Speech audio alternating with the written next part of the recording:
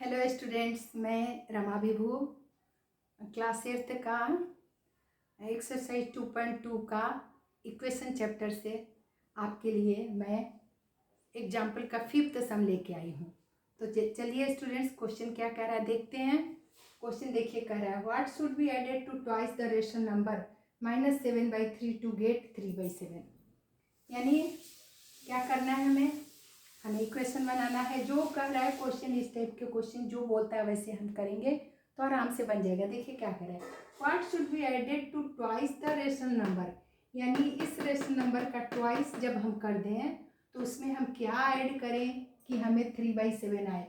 यानी twice the rational number -7/3 का हम ट्वाइस करेंगे, उसमें कुछ भी ऐड कर दीजिए, XYZ जो भी आपको वेरिएबल फाइंड करना है तो उसमें ऐड करना है हमें।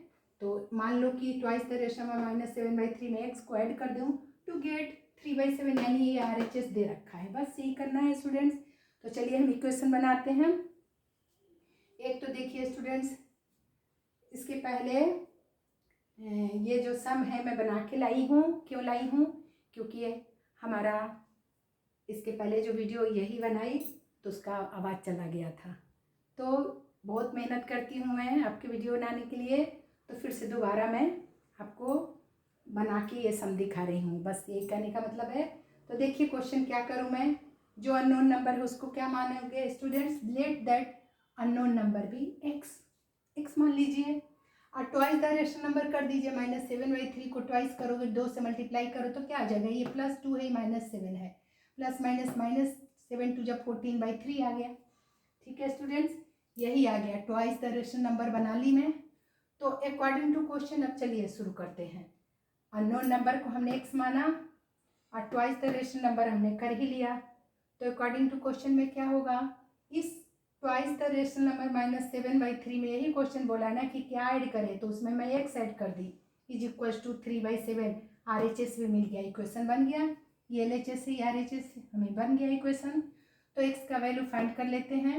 ये LHS में है और ये RHS में है, तो x को यहाँ लिख, x इज इक्वल टू क्या हो जाएगा, x के साथ जो भी नंबर है, ये जैसे -14/3 है तो ये इक्वल के बाद ये रेशनल नंबर है, तो नंबर के तरफ शिफ्ट कर दे रहे हैं हम LHS वाले नंबर को, ताकि प्लस माइनस करके उसका वैल्यू फाइंड कर ले, x का वैल्यू फाइंड हो जाएगा। तो x is equal to x अपनी जगह पे है, LHS में है, और 3/7 जैसे ही इक्वल लिखेंगे तो वो अपनी जगह पे है 3/7। लेकिन कौन ट्रांसफ़र हो रहा है, -14/3 को मैं उसका प्लेस बदल दे रही हूँ, LHS से RHS में गया तो ये माइनस साइन प्लस साइन में बदल गया, +14/3 हो गया। इस तरह से x को साथ लेके चलिए और वैल्यू फाइंड कर लेते हैं। ये दो रेशनल नंबर का आपको एडिशन आता ही है, दोनों का एलसीएम निकाल दिए, 7 3 जा 21, क्योंकि एक दूसरे के टेबल में जब नहीं आते तो डायरेक्ट मल्टीप्लाई करके एलसीएम निकाल सकते हैं। 7 3 जा 21। फिर क्या रूल है फ्रैक्शन नंबर का या रेशनल नंबर का एडिशन करने का, जो एलसीएम आया उसको डिनोमिनेटर से डिवाइड करिए। इच जो भी जितने भी हमारे इच फ्रैक्शन नंबर के लिए अलग अलग, तो पहले 21 को 7 से डिवाइड किए तो 3 आया, उस 3 को न्यूमरेटर से मल्टीप्लाई किए तो 3 3 9 आ गया, प्लस साइन है तो प्लस साइन दे दीजिए। फिर 21 को 3 से डिवाइड करिए तो क्या आ जाएगा, 3 7 जा 21, 7 आया, उस 7 से मल्टीप्लाई कर दीजिए 14 को, 14 7 जा 98 आता है, 14 7 जा 98। डायरेक्ट में लिख दिए, आपको नहीं आता है तो मल्टीप्लाई करना 14 7 जा। वैसे 8th के स्टूडेंट्स को बिल्कुल 20 तक टेबल आना ही आना चाहिए स्टूडेंट, तो 14 7 जा 98 आ गया। इस तरह से x का वैल्यू हमारा क्या आ गया है, x को साथ लेके चलना है LHS और RHS को, तो x इज इक्वल टू दोनों प्लस साइन के साथ है, एक जाति का है तो प्लस कर देंगे। 9 और 8 कितना हो गया, 9 8 17 के 7 कैरी 1, 9 + 1 10, 107/21। यही आपका x का वैल्यू आ गया, यही आपका आंसर हो गया। मगर अब हमें इक्वेशन में ज़रूर चेक करना चाहिए, क्यों, क्योंकि क्या पता हम गलत भी बना सकते हैं, गलत है कि सही है। इसका पता लगाने के लिए क्या करूँ, मैं चेक कर लेती हूँ। चेक करने के लिए क्या करेंगे, LHS को लिख लेते हैं और RHS पे पहुँच जाएंगे, LHS में x का वैल्यू पुट कर देंगे, तो हमारा यदि RHS 3/7 आ जाता है तो हमारा सम सही है।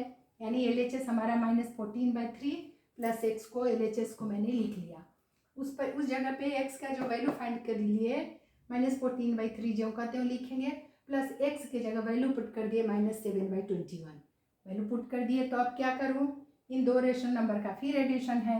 ये 3 और 21 का आप एलसीएम निकालोगे तो दोनों एक दूसरे के टेबल में आते हैं, तो बड़ा वाला जो नंबर होता है ना वही एलसीएम होता है। तो 3 और 21 का एलसीएम आपका 21 आया। उस 21 को मैं डिनोमिनेटर ईच से अलग अलग से करके करेंगे। पहले वाले नंबर के डिनोमिनेटर से डिवाइड की तो 7 आया। 7 को -14 से मल्टीप्लाई कर दी तो प्लस माइनस माइनस तो करना ही पड़ेगा आपको। और 14 7 जा 98 आ गया। ठीक है स्टूडेंट्स, प्लस साइन है तो प्लस साइन दे दी। फिर 21 को 21 से डिवाइड करिए दूसरे रेशनल नंबर के लिए, तो क्या आ जाएगा 1। 1 को 107 से मल्टीप्लाई करोगे तो 107 आ जाएगा। इस तरह से एक नेगेटिव एक पॉजिटिव नंबर आ गया। y 21 है। नेगेटिव पॉजिटिव नंबर आने से क्या होता है, दो तरह के डिफरेंट साइन है तो माइनस होता है और बड़े का साइन लगता है।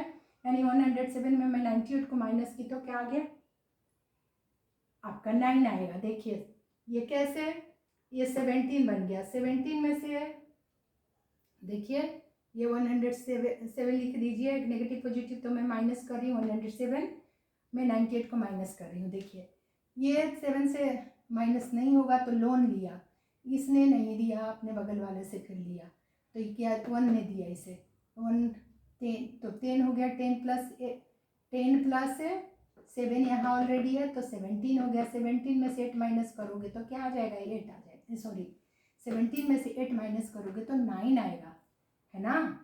8 प्लस 9 क्या होता है 17, तो 17 में से 8 माइनस किया तो 9 आया। और ये 9 क्या बन जाता है 0, है ना। तो इसने लोन तो नहीं दिया था तो ये बीच में था इसलिए इससे लोन लिया था अपने बगल वाले से, तो ये 0 9 बन गया। 9 में से 9 गया 0, ये 1 0 बन गया यानी 9 आया। 9/21 आया। 9/21 आया। दोनों नंबर 3 से डिविजिबल है। 3 3 जा 9 आया, 3 7 जा 21 यानी 3/7 आपका आ गया।